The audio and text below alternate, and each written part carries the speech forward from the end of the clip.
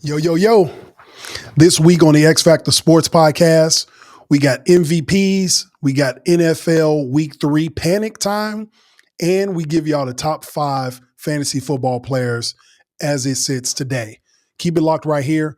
Episode 101 of the X-Factor Sportz Podcast starts right now.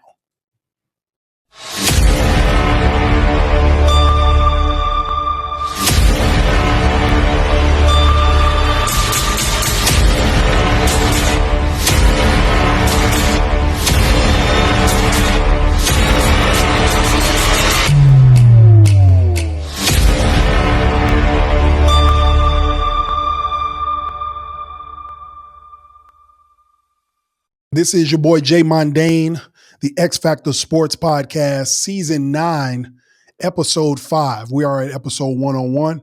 Appreciate y'all tuning in tonight. We got a great show for you. You can always catch the X-Factor Sportz Podcast on YouTube every Wednesday night. And anywhere you like to listen to podcasts, you can go on any platform and you can hear what we got to talk about every week.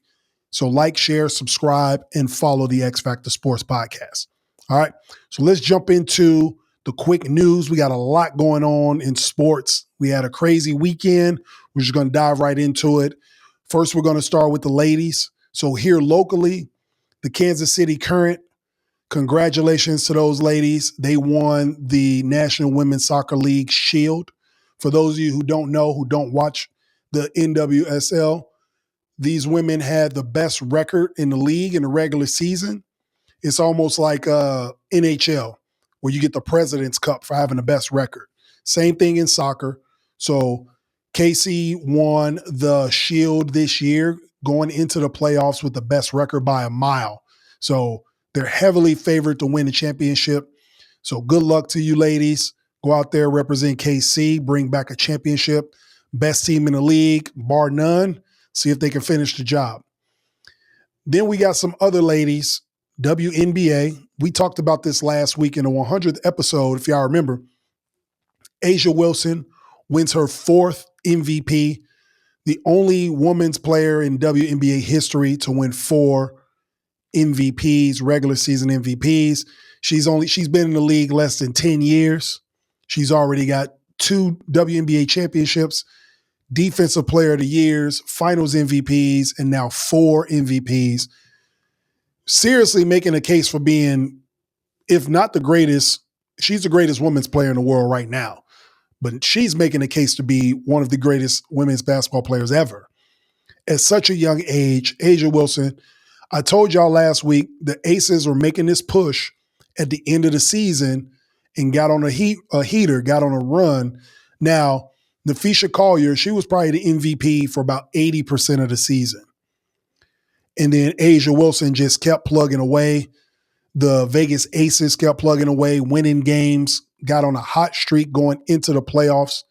And the voters vote. She took over the first place voting. So congrats to A'ja Wilson. Again, one of the greatest players we've ever seen in WNBA history and one of the greatest women's players.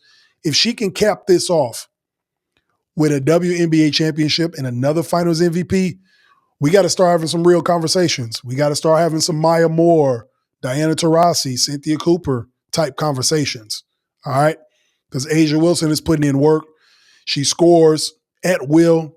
She's the best rebounder. She's one of the best defenders. She's working on that jump shot, getting further and further away from the paint.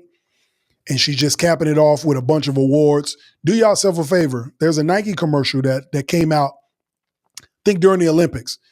And she's sitting in the bleachers with all her trophies behind her. It's one of the dopest commercials I've ever seen. She's got like 50 trophies behind her. So that just shows you the hard work, dedication, and how great she is to win another award. So shout out to A'ja Wilson and the Vegas Aces for having a league MVP for the 4th time. All right. And then lastly, since we're talking MVPs, we're going to shift over to Major League Baseball in the quick news. Cal Raleigh. We talked about him last week as well, breaking records as a switch hitter. We talked about him as breaking records as a Mariner with the most home runs in Mariner history, most home runs as a catcher. He's on pace to get 50 home runs or 60 home runs. Sorry, he's already at 58 at this point.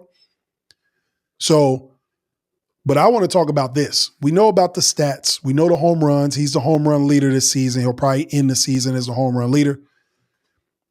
The Seattle Mariners can do something that they have not done since 2001. So for my baseball fans, if y'all remember that season, the Mariners won like 112 games or something like that, went crazy in 01. That's when they had Randy Johnson, big unit, all these guys. The Mariners have not won the American League West division since. So in 24 years, Cal Raleigh can lead this team to an American League West title and hit 60 home runs. He is your MVP. That's who I'm thinking is getting it. Aaron Judge is always a easy choice in the American League, just like Shohei Ohtani is in the National League. But this year, the Mariners came out of nowhere. I had the Houston Astros winning the division. It looks like the Mariners might win it with a couple more weeks of baseball left. I think it's down like 8-9 games left. The Mariners locked that up. They got to give Cal Raleigh the American League MVP. So shout out to him. Shout out to Seattle and all the sports fans up in the Northwest. They get forgotten about. It's a great sports town. We've been to Seattle. I liked Seattle. Even though it was during lockdown, it was still a lot of fun. We figured out a way to do that. Shout out to my boy Dusty. We got on them scooters. We make it do what it do. So shout out to Seattle, the Mariners, Cal Raleigh. I got him winning the league MVP. Cap it off with an American League West title. All right. So like y'all know, the X-Factor Sportz Podcast, every Wednesday night, you can check us out on YouTube.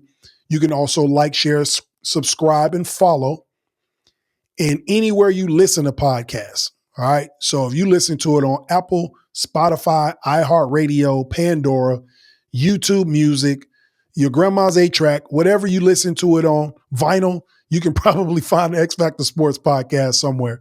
So be sure to like, share, subscribe, and give us a listen. Get it out to people that haven't heard of us yet. We're 100 episodes deep. We're official now. So be sure to tune in. All right, so let's dive into these segments. Now, we're going to talk about the NFL. Week 3 has passed. We're into week 4 now. And we're going to talk about, I got 5 teams for y'all that is probably time for them to hit the panic button. All right, and I'm going to explain exactly why it's time for that. So the first team I'm going to start with is the New York Giants. All right, if y'all watched that snooze of a game on Sunday night against the Chiefs, I mean, the Chiefs won. They had to get on the board, but that was a boring game. I mean, that game was boring as hell. Like Miss D was dozing off, and it was her team, right? So usually she cheering. She got full of energy. You know, we watched the first half, full of energy. We got home second half, and it was night-night. So it was a boring game. However, that game is what made me want to have this topic about hitting the panic button. Because for those who paid attention and watched the game, notice you heard a lot of boos in the crowd with Russell Wilson. And the reason I'm saying it's time for the Giants to hit the panic button, not just because they 0-3, it's because the fans are already booing Russell Wilson after 3 games, and they're clamoring for the rookie Jackson Dart. So think about this. Brian Daboll, the coach, was on a hot seat already. And he brought in Russell Wilson, or they brought in Russell Wilson, Jameis Winston, because they felt like they had a team that can win now while the rookie gets prepared to play games. So that's why a lot of NFL organizations will have veterans on their team. Look at the Colts. They're doing the same thing, but the other way around. It's actually working for them. Daniel Jones looked like Peyton Manning reincarnated. If you squint real hard, he looked like Peyton Manning in some of these games. Because Anthony Richardson isn't ready to play yet. So they bring in a bridge quarterback is what they're called, a veteran guy who can learn the playbook and who can actually have a veteran presence in the locker room and help them win games. This is what the Giants were hoping to get with Russell Wilson. Instead, you get the Boo Birds in the 3rd game of the season. In the New York market, it's tough. They want to win now. So I understand the tactic of going to get a Russell Wilson, but after 3 games with a coach on the hot seat and you see it's not working, and now they're even talking about Jackson Dart is preparing to start. He's getting first-team reps this week. Is he ready to play? Who knows? I guess we'll find out. He had a couple gadget plays on Sunday night. But the writing is on the wall for Brian Daboll, right? When you have, so football is a sport where there's a lot of continuity, meaning not just on the field with players. The GM, the coach, the quarterback, all of those things need to be in alignment. So the owner wants to have all of them come in together. You want a new GM so they can hire their coach and the coach can get their quarterback. So there's no alignment in the Giants organization, right? They kept this GM and this coach for another year when they were on the hot seat, drafted a new quarterback. If they're calling for the new quarterback to come in already, then that's the end of Brian Daboll. He's done. If they don't win now, he's done. Why would you bring him back? You want this new quarterback to have a fresh start with a brand new coach. Look at what the Bears did, right? Eberflus was not the guy for Caleb Williams' rookie year. They brought in a new coach because they want them to be in alignment. So I think the same thing is going to happen here. You already calling for the rookie in September after 3 games. There's something you don't like on tape about Russ. You can see the mannerisms of the wide receivers. You see Malik Neighbors is frustrated. So they're going to Jackson Dart for a breath of fresh air. And what that tells me is that Brian Daboll's days are numbered. Because if this kid doesn't get them to the playoffs, there's no reason to have him around anymore. They already shipped Daniel Jones out. They already shipped Saquon Barkley out. So they're trying to start over. And you can't start over with an old coach. So the Giants are in panic mode. They're the first team I got in panic mode. The second team, this team is in their division, and it's the Dallas Cowboys. All right? Dallas Cowboys. I'm not just saying this because the Bears beat them like a drum last week. I'm saying this because look at how they're losing games, okay? The team I just spoke about, the Giants, they had to go into a shootout with a healthy CeeDee Lamb to beat these dudes in overtime, thanks to Brandon Aubrey. If it wasn't for Brandon Aubrey, they'd be 0-3, right? And we'd probably be looking at the Giants different, like, oh, Russell Wilson balled out, beat the Cowboys. The reason I say that they should hit the panic button, Schottenheimer is a new coach. He ain't going nowhere.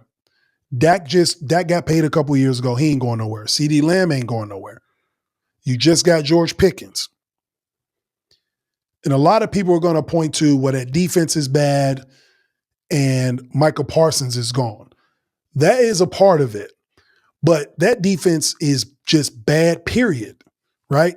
The fact that Jerry Jones doesn't see this and he's just saying, oh, we just need to stop the run. The fact that he doesn't see holistically how bad this defense is.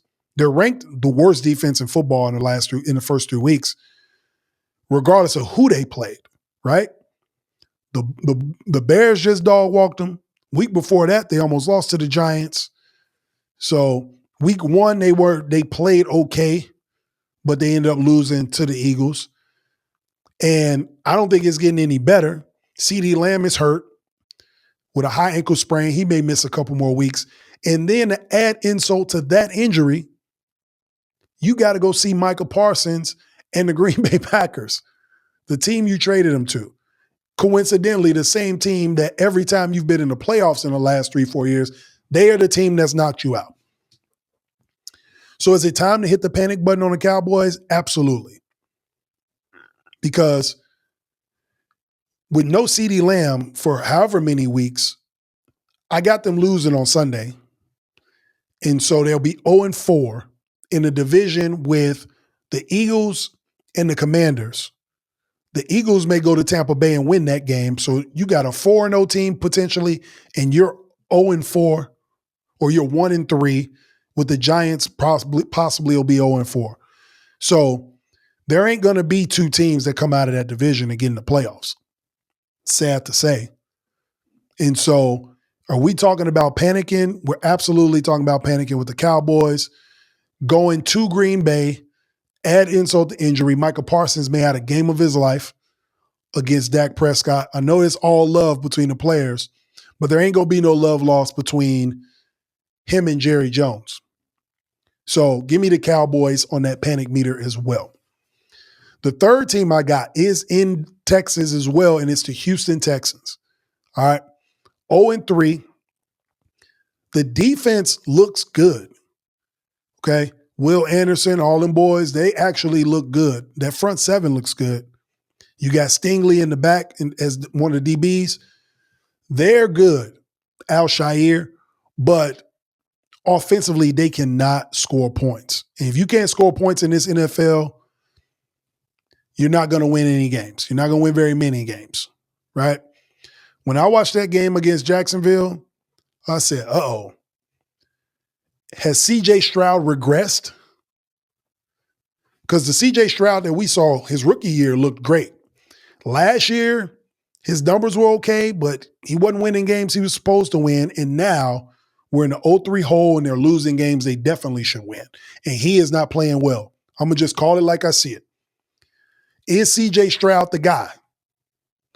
I know that's the question Texans fans didn't think they would hear in week 3, but you got to think. They were thinking that they were going to draft the next Deshaun Watson, right?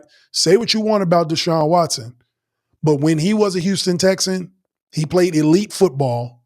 They made it to the playoffs. They made it to the divisional rounds of playoffs. They were winning the division. And right now, what the Texans are looking like in just year 3 of a CJ Stroud experience, it ain't looking good.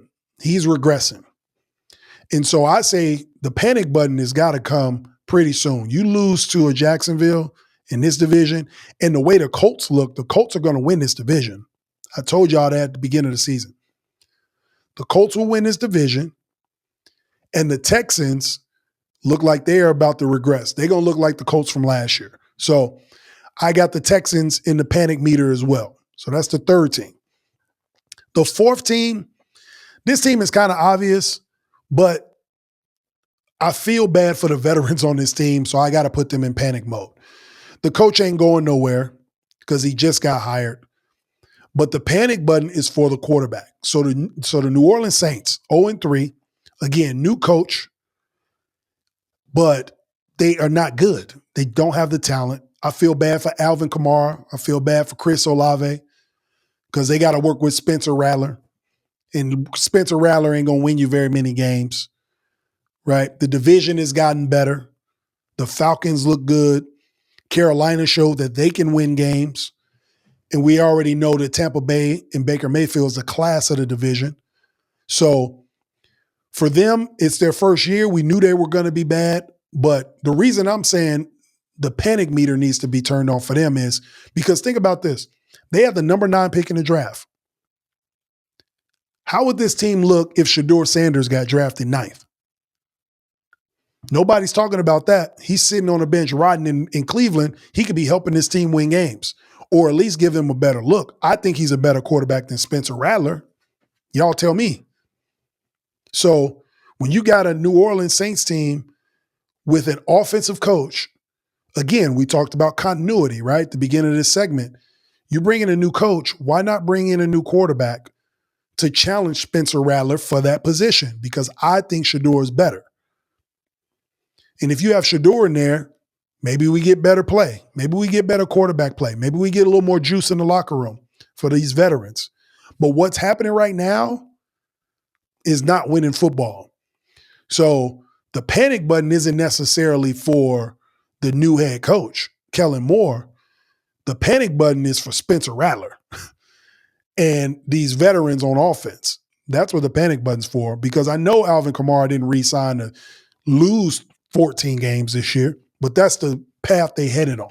And I think if they drafted Shedeur Sanders at 9th, it'd be a different story.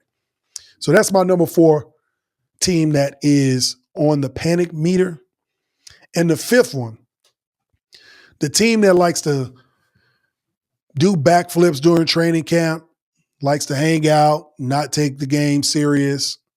I know I sound like Suge Knight, all in the videos, you got your producer singing all the songs. This is what the Miami Dolphins look like, all right? If you want to watch a team that's in training camp doing a bunch of backflips, not taking the game seriously, getting in trouble with the law, start watching the Miami Dolphins, all right?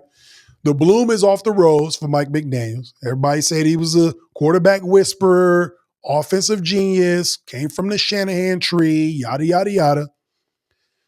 Tua Tagovailoa don't look no better. I'm just glad he's staying upright. Just keep protecting his head. The offense looks worse. It's predictable. When Tyreek Hill don't get the ball, he whining. I feel bad for Jaden Waddle because he still runs his routes hard. Right? The defense played, what's the word we want to use? Inspired on Thursday Night Football against Buffalo, but still lost because Buffalo's just a superior team. But I don't see it getting any better for them either. All right? They got the Jets and they got the Panthers the next 2 weeks. And the way they've been playing football, they could be 0-5 after losing those 2 games. And now we really in trouble, Mike McDaniel. All right? The hot seat will get real hot if you lose to the Jets and the Panthers in back-to-back weeks. Because if Justin Fields is healthy, I'm picking the Jets to win that game.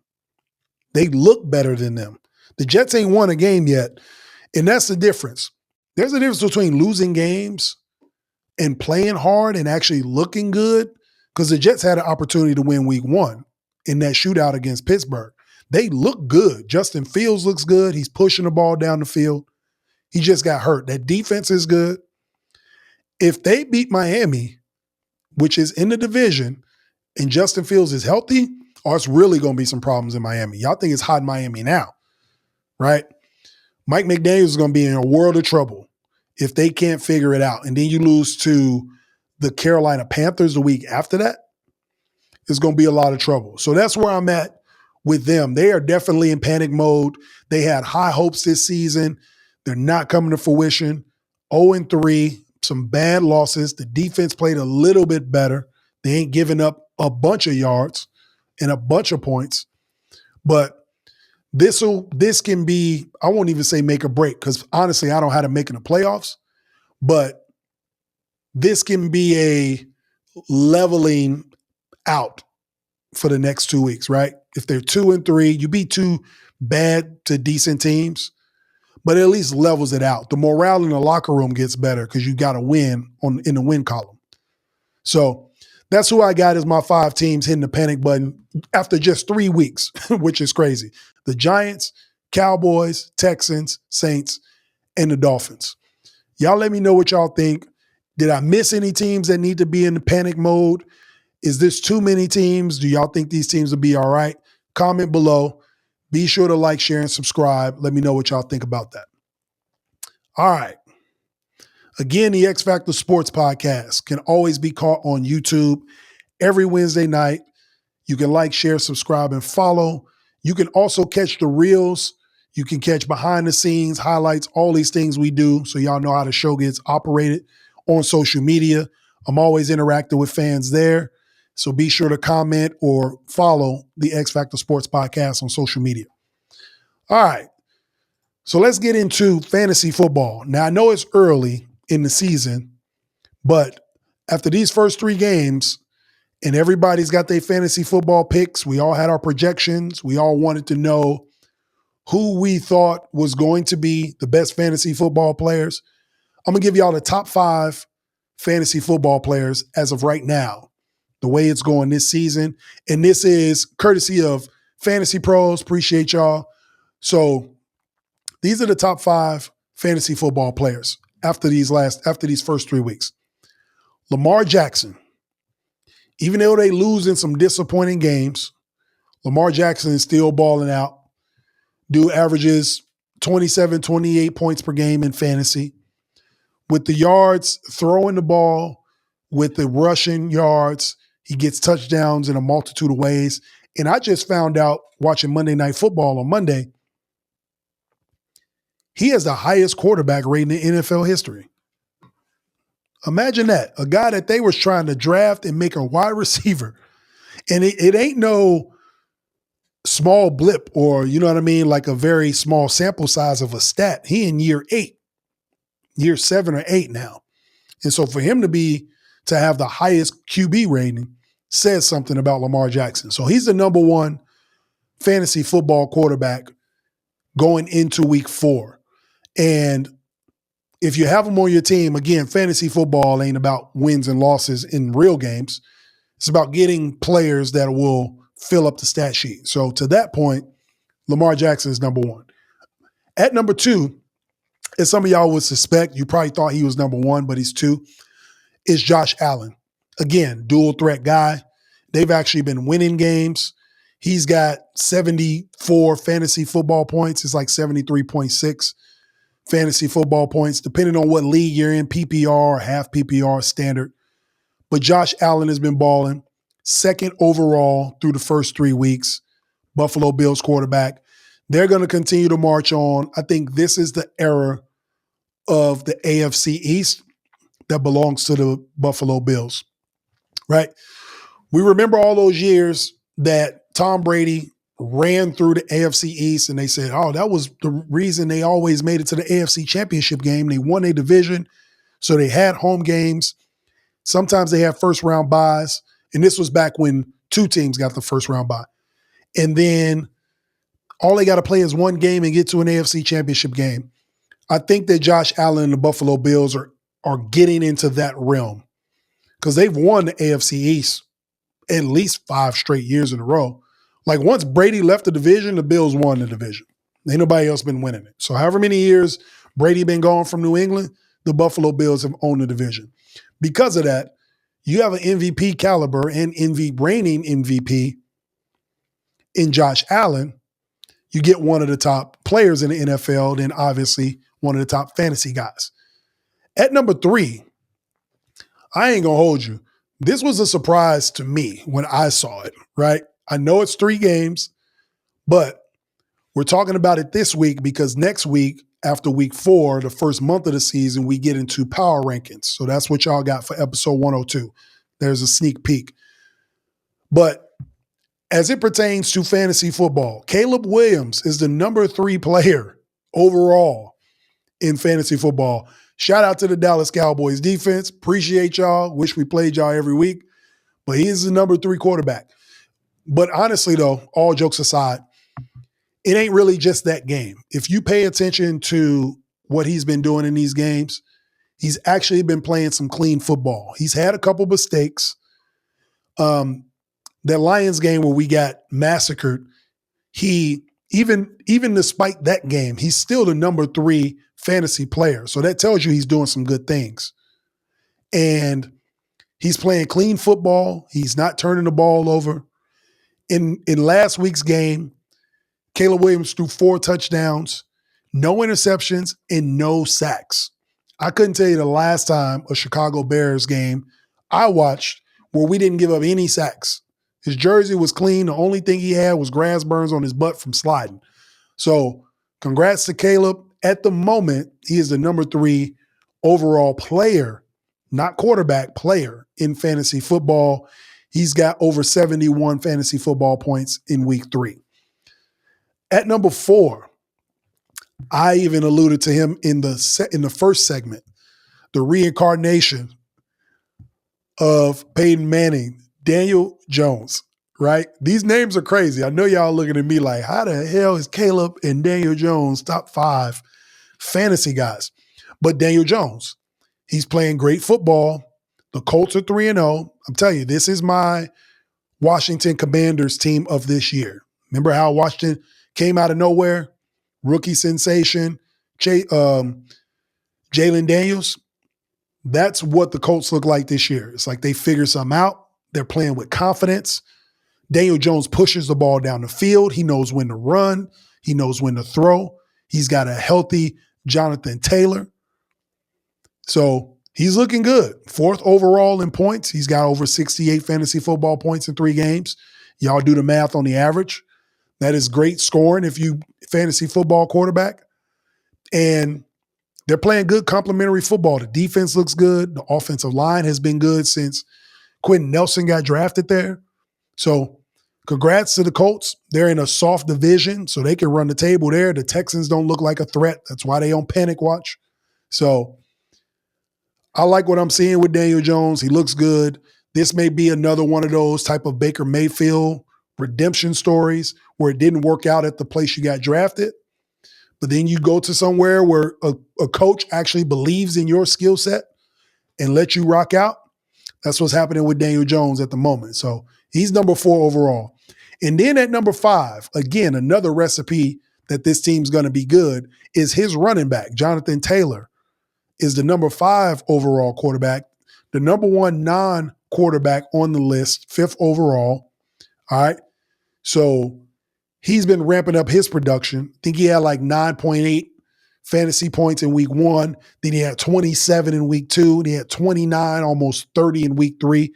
So he's obviously ramping up, getting healthier. He's another one of those running backs who throughout the course of the game, they get stronger.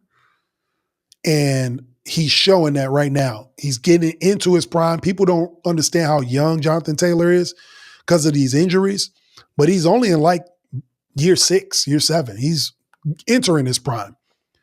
So Jonathan Taylor, a healthy Jonathan Taylor, a healthy Daniel Jones. This Colts team is looking good. They're going to be a good regular season story for sure, if anything. So those are the top 5 fantasy guys with Jonathan Taylor capping it off. He's got over 67 points in the first 3 games.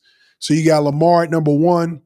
You got Josh Allen at 2, Caleb Williams at 3, and then the Indianapolis Colts round out the top 5 with quarterback Daniel Jones and Jonathan Taylor.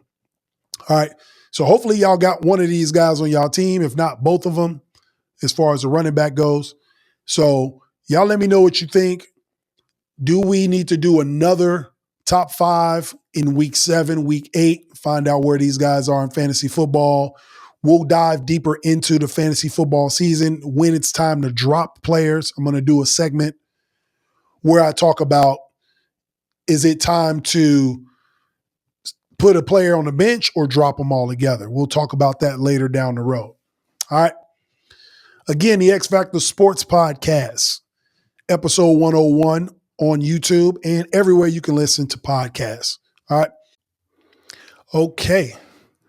So now we're going to get into that segment we know y'all love, the Bet That segment. We haven't had it in a while, but we got monster games this weekend in college football. So I got a 5-leg parlay that we're about to tap into, and we're going to go ahead and a lot of it is SEC football, but we're going to dive right in.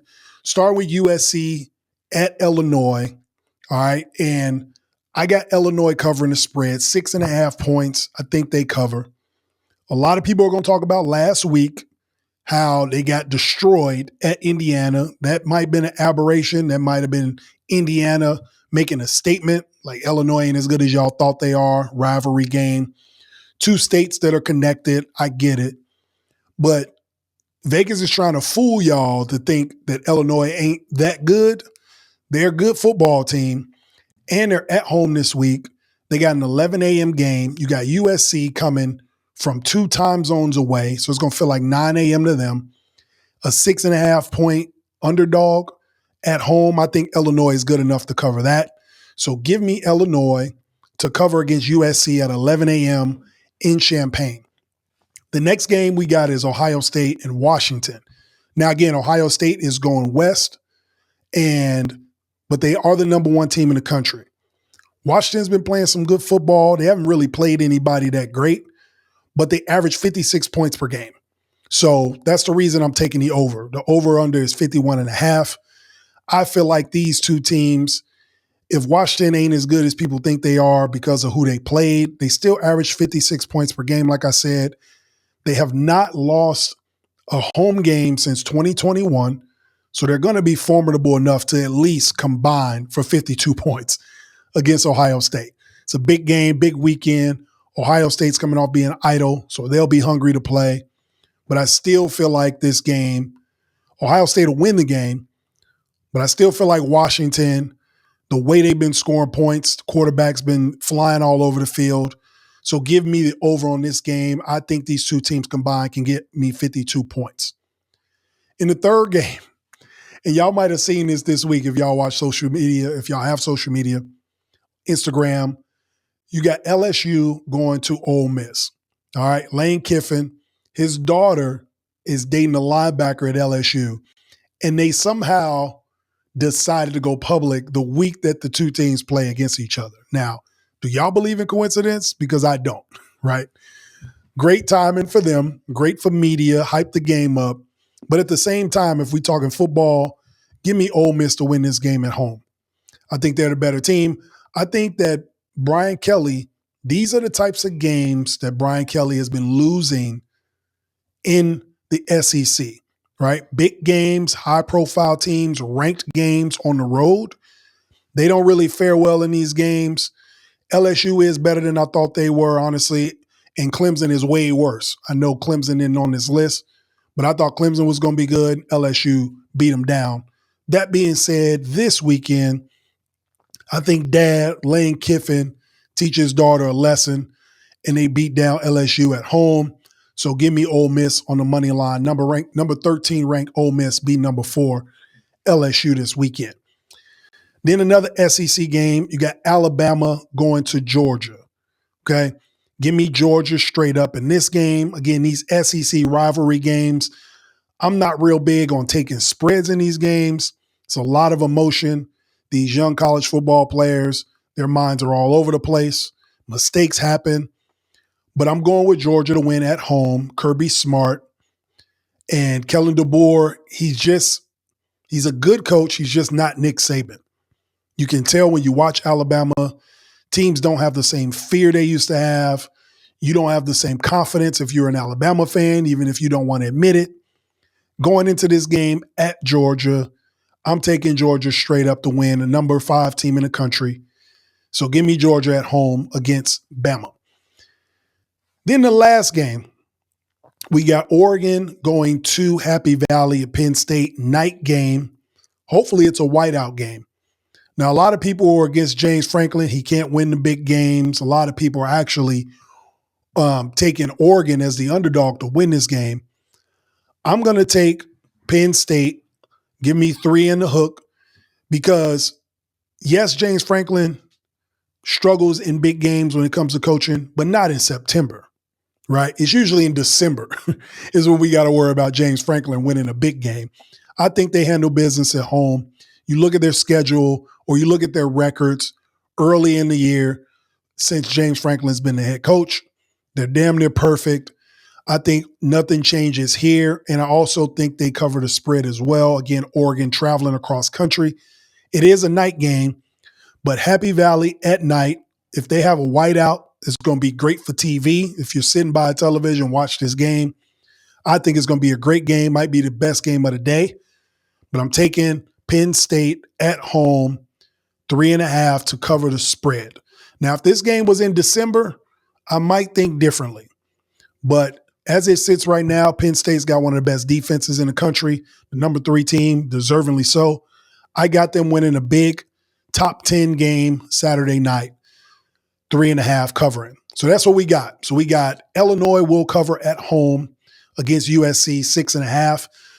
Basically USC playing football at 9 a.m. This is what happens when you put teams on the other side of the country in a Big Ten conference. They got to come play these games. Then you got Washington and Ohio State. I'm taking the over. Again, Washington averages 56 points per game. I think they can at least compete with Ohio State good enough that the score is above 52 total points. LSU, Ole Miss, again, the daddy-daughter game, daddy-daughter dance, whatever you want to call it. But give me Ole Miss winning at home. Brian Kelly seems to struggle in these type of games since he's been in SEC. Then we got Georgia hosting Alabama. Again, Kellen DeBoer just ain't Nick Saban, right? Looks the same, but it ain't the same. I got Georgia winning at home on the money line. And then Penn State, Happy Valley, Saturday night. Hopefully we get a whiteout. James Franklin wins a big game early in the season. So y'all let me know what y'all think. Put these bets in. Like I said, when I do bet that, these are the teams that I really think is going to win or cover spreads. I make these bets for real. So y'all tap in. Let me know what y'all think. We're going to get into the 2-minute warning, of course. And this one, I had a different 2-minute warning, but then this one, I was reading something the other day, and it was a good one I wanted to talk about, and I wanted to get it out before I forgot about it. And what I do with my 2-minute warnings, They're always personal things, or if I hear or read something, I kind of spin it like, how does it relate to my life, or how can it help somebody else? So that's the purpose of the 2-minute warning. And so this 2-minute warning this week is about putting down the glass or putting down the water. Okay. So think if you got a cup of water in your hand and you hold it out. After a minute, doesn't really feel that bad. After 5 minutes, you start feeling it. Your hands start getting a little tired. If you hold it for 10 minutes, your arm starts getting tired. You hold it for an hour. You hold it for 5 hours. Imagine holding that glass of water for a full day, right? Your arm will damn near be paralyzed. You wouldn't be able to, your arm will be shaking, like all the pressure you're putting on the arm from holding that water. But nothing changed but time. The water is still the same weight, still the same amount of water in the glass. You've just been holding it all day. So that's the same way you have to think about stress, right? Stress, everybody deals with stress. If you hold the stress for 5-10 minutes, doesn't really bother you that much. You can put it down. But once you hold on to that stressful thing for an hour, for 5 hours, for a full day, for weeks, it starts to weigh on you. It starts to put pressure on you, right? It starts to paralyze you, figuratively speaking. So think of it like that. It's okay. People have stress all the time in their life, but you identify that stress and put it down and everything is okay. It's when you hold on to that stress, when you hold on to it for weeks and months, that's when it starts to feel like it's paralyzing you and breaking you down. You lose focus on the things that matter. So think about that. Next time you're in a stressful situation, think about holding a glass of water. All right. If I hold this for a little bit, it won't bother me too much. Let me just put that down. But if you continue to hold on to that stress, the weight of the stress doesn't change. It's just the fact that you've been holding on to it for so long is what makes it feel like the weight of the world's on your arms. So be sure to put that down. Live your life, relax, breathe, put that glass of water down, that stress down, continue to live and move forward. All right. Appreciate y'all for tuning in to the X-Factor Sportz Podcast. Again, you can always catch us on YouTube. This is the 101st episode. Next week, we got a great show for you. We are going to do some power rankings in the NFL after the first month of the season. We are going to touch on Major League Baseball. The playoffs are coming. And we're going to touch on the WNBA semifinals and the WNBA finals. So be sure to lock in next week. This is your boy Jay Mondane of the X-Factor Sportz Podcast signing out. Peace.